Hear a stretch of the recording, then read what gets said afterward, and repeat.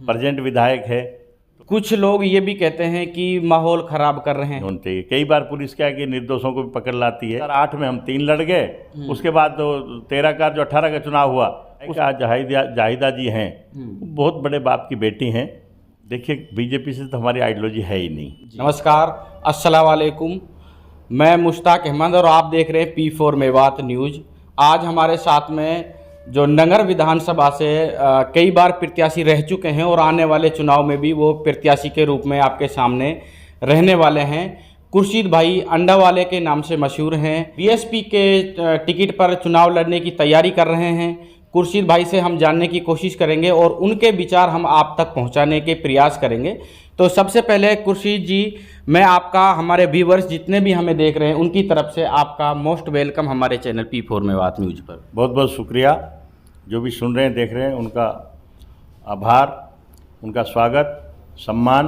और आपने आज मिले, मुलाकात हुई, उसके लिए मैं आपका बहुत आभारी हूँ। खुर्शीद जी, आपने नगर विधानसभा से कई बार विधायक के लिए प्रयास किए, ऐसी क्या वजह रही कि जनता ने आपको स्वीकार नहीं किया? क्या कहना चाहेंगे खुर्शीद जी? परिस्थितियाँ ये हुई, जब 98 में हम जनता दल से लड़े चुनाव, सारी लोग मेरे साथ थे और अल्लाह को मुझे मंजूर नहीं था, तो मेरे सामने दूसरा भाई जीता, पर जीता मैं भी था।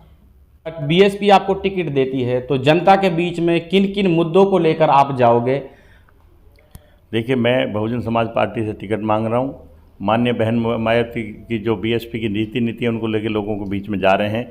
यहाँ पर जो सबसे परेशानी है, बिजली, पानी, सड़क मुख्य समस्या है। कहीं भी इलाके में चल जाओ, सड़क बिल्कुल अधूरियाँ हैं। पानी की जो समस्या की थी, इन्होंने जो चंबल की योजना को लाए थे, वो 3 दिन 4 दिन में पानी, बल्कि कंटिन्यू रोज़ आना चाहिए, उसके लिए कहेंगे। और जितना भी हो लोगों को अच्छी वो देने की कोशिश करेंगे। देखो, वर्तमान विधायक है, उन्होंने क्या नगर की जनता के लिए नहीं दिया जो आप देना चाहेंगे खुर्शीद जी? नगर में सबसे ज़्यादा तो यहाँ पर जो हमारी सद्भावना है और एक हमारा जो ट्रैक बहुत अलग जा रहा है, उसका रोकने का प्रयास करेंगे, समझाने का प्रयास करेंगे, शिक्षा के लिए अग्रसर करेंगे लोगों को। देखिए, आज शिक्षा का तो भले जो आज एक लड़का हमारा IAS बनाए, अगर सारे लोग मेवात में पढ़ लिख के इस तरह का काम करें तो दुनिया में नाम हो। पर कुछ जो हमारे लोग ट्रैक से आउट जा रहे हैं, उनको समझाने का काम करेंगे, अच्छी लाइन देंगे, अच्छी शिक्षा देंगे, अच्छा वातावरण देने की कोशिश करेंगे और गलत काम से रोकेंगे। अपने आप को टिकट की दौड़ में आप कहां तक समझते हो? क्योंकि और भी लोग जो हैं पार्टी से टिकट मांग रहे हैं, नगर विधानसभा से बीएसपी का, आपको आप कहां देखते हो? देखिए, पार्टी में लोकतंत्र की व्यवस्था है। कोई और भाई भी टिकट मांग रहा है, मैं भी मांग रहा हूँ टिकट। माननीय अगर बहन कुमारी मायावती जी ने मुझे टिकट दिया, बहुजन समाज पार्टी से बहुत ताकत से लड़ेंगे, इंशाल्लाह जीतेंगे। और कोशिश भी है, टिकट भी इंशाल्लाह मुझे ही मिलेगा। कहेंगे खुर्शीद जी आपसे कि अगर आपको नगर से बीएसपी का टिकट नहीं मिलता है तो आप क्या मैदान में रहेंगे या फिर आप क्या अपना डिसीजन लेंगे? नहीं, उसमें पार्टी के वर्कर के लिए जो कहेंगे, सह सम्मान, पार्टी के लिए काम करूंगा। टिकट नहीं मिला तो काम करूंगा, मिलेगा तो बहुत ताकत से लड़ूंगा, पर सम्मानीय बहन जी के आदेशों की पालना करूंगा। कुछ लोग ये भी कहते हैं कि माहौल ख़राब कर रहे हैं, उन लोगों को कैसे समझाना चाहोगे खुर्शीद जी? नहीं, देखो, ये राजनीति में एक दूसरा के, अभी ये जो हमारे सामने बना हुआ है, प्रेजेंट विधायक है, तो इस तरह की तो लोग कहते ही हैं, वो इसमें कोई नाराज़ भी नहीं होना चाहिए। माहौल तो हम कहीं भी माहौल ख़राब नहीं करते, बहुत अच्छे लोगों को दुआ सलाम करते हैं। हमारे यहाँ माहौल ख़राब करने का सवाल ही नहीं, सारे गंगा जमुनी तहजीब से रह रहे हैं। अगर कोई कहता है तो उसकी सोच है, मेरे हिसाब से तो माहौल ख़राब करने की कोई बात ऐसी नहीं। हिंदू मुस्लिम सब भाई मिल के रहते हैं और मेरे साथ में जितने भी साथी हैं, कोई हिंदू हो, चाहे मुस्लिम हो, सिख हो, गुजर हो, सारे भाई सम्मान से रहते हैं। जिनसे मिलते हैं दुआ सलाम, बहुत इज्जत करते हैं हमारे यहाँ कोई माहौल ख़राब करने का प्रश्न ही पैदा नहीं होता। इस क्षेत्र में आए दिन पुलिस की रेडें पड़ती हैं और साइबर फ्रॉड में युवा लिप्त होते जा रहे हैं, उनके लिए आप क्या मैसेज देना चाहोगे? देखिए, बिल्कुल आपने सही प्रश्न पूछा। जो आदमी गलत कर रहा है, कानून के दायरे में उसको सज़ा मिलनी चाहिए। निर्दोष है, उसको कभी तकलीफ नहीं होनी चाहिए। कई बार पुलिस क्या है कि निर्दोषों को भी पकड़ लाती है, और हमारी भरतपुर प्रशासन से जिसने दोष किया है उसको कानून के दायरे में आप सजा दो, पकड़ो, कोई दिक्कत वाली बात नहीं। पर प्रशासन से उम्मीद करूंगा कि जो आज के हालात में हो रहे हैं, उसमें जो दोषी है उसके लिए हम भी उसके साथ नहीं है। जो कानून आज्ञा देता है, कानून जिसमें कानून को तोड़ने का काम करता है, उनके खिलाफ कार्रवाई करनी चाहिए। नाजायज किसी के साथ होने नहीं देंगे और प्रशासन को करना भी नहीं चाहिए। अपने राजनीतिक कैरियर में, जहाँ तक मुझे जानकारी है आपके बारे में, आपने विधायक के लिए हर बार नंगर से प्रयास किए हैं।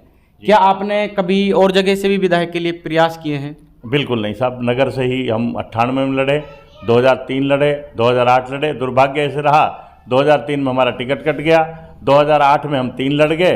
उसके बाद तो 13 का जो 18 का चुनाव हुआ उसमें इलाके की विपरीत स्थितियाँ थी, इस वजह से हमने 2 चुनाव नहीं लड़े। सम्मान्य जो विधायिका जाहिदा जी हैं, बहुत बड़े बाप की बेटी हैं और मुझे लगता नहीं कामा में उसके कद का कोई नेता हो। अब यूँ तो कोई अगर कुछ भी कह लेते हैं, ये तो हालात तो अलग बात है, बाकी बड़े बाप की बेटी है। और मेरे हिसाब से जो मरहूम चौधरी तैयब साहब ने जो काम किए, उनका काम का उनको फल भी मिल रहा है, उसके पच्चीनों पे चल रही है। मेरे विचार से मेरा कभी उनसे कभी ऐसा कोई ज़्यादा राब्ता नहीं है, पर बड़े बाप की बेटी है साहब, वो कद्दावर नेता है और कामा में मुझे लगता नहीं उसका कोई मुकाबले का नेता भी हो। आपने, मेरे हिसाब से जो मुझे जानकारी है, आपने कभी न बीजेपी से प्रयास किया न कांग्रेस से प्रयास किया। ये क्या वजह है आपने कभी भी इन 2 पार्टियों से टिकट नहीं मांगा न कभी प्रयास किया? खुर्शीद अहमद, देखिए बीजेपी से तो हमारी आइडियोलॉजी है ही नहीं जी, उसके तो कोई प्रश्न नहीं टिकट मांगने का। रही बात कांग्रेस की, कांग्रेस से जो मेरा मन है, मेरा दिल है, जो मेरा आइडियोलॉजी है, उससे कांग्रेस से मेल नहीं खाता। अगर कांग्रेस अगर हमको कुछ देना चाहती तो जो सच्चर कमेटी की रिपोर्ट थी, इनकी हुकूमत थी, उस सच्चर कमेटी की रिपोर्ट में ये दर्शाया गया कि मुसलमानों की हालत दलित से भी ख़राब है। देश में हमारा जो नौकरियों में रेशा इतना गिर गया, कभी कांग्रेस ने चिंता नहीं की, कांग्रेस ने वोट लिया, इनका यूज किया और अगर चाहते तो ये बहुत बड़े राज में पावर में रहे थे और ये मुसलमानों को बहुत पहले आरक्षण दे सकते थे, पर कांग्रेस ने हमेशा मुसलमानों को वोट के यूज में किया, बाकी देने का कोई काम नहीं किया। पर दलितों का अपमान बहुत हुआ। माननीय बहन जी ने बड़ी मेहनत करके इसमें कैडराइज पार्टी खड़ी करी और जो 6 विधायक वो चले गए पार्टी को छोड़ के, और जो ये कहते थे पार्टी हमारी माँ है, उसके ऊपर इन्होंने छुरा घोंपा। मेरे साथ जितना गलत काम इन्होंने 6 MLA ने किया है, शायद इससे ज़्यादा धोखाबाजी शायद कोई हो नहीं सकती। जिस पार्टी ने जन्म दिया हो उस पार्टी पर आप ठोकर मार के चले जाओ तो कैसी बीतेगी। तो समाज में भी यही मैसेज गया, कोई अच्छा मैसेज नहीं गया। इन विधायकों को पार्टी जो छोड़ के गए, लोग तो क्या कहते हैं पर हम इस बारे में नहीं कहना चाहते, पर इनको पार्टी नहीं छोड़नी चाहिए थी। बहन कुमारी मायावती जी के जो कैडराइज बोझ थे वो उसकी वजह से ये सीट जीती। और हम आपको बता देंगे, हमारे माननीय मायावती बहन जी के निर्देश हैं और हमारे माननीय राम जी गौतम साहब के निर्देश हैं कि किसी भी ताकत में इन 6 विधायकों को विधानसभा का मुंह नहीं देखने देगी हमारी पार्टी। खुर्शीद अहमद जी, बहुत बहुत शुक्रिया हमारे चैनल और हमारे व्यूवर्स को आपका कीमती वक्त देने के लिए। हमारे साथ खुर्शीद अहमद जी थे जिन्होंने नंगर से कई बार विधायक के लिए प्रयास किए और हम ऐसे ही प्रतिनिधियों से आपकी मुलाकात करवाते रहेंगे। आप बने रहें हमारे चैनल P4 मेवात न्यूज़ पर। आप हमें फेसबुक पेज पे देख रहे हैं, यूट्यूब पे देख रहे हैं, हमारे चैनल को सब्सक्राइब फॉलो करें। बहुत बहुत शुक्रिया, धन्यवाद।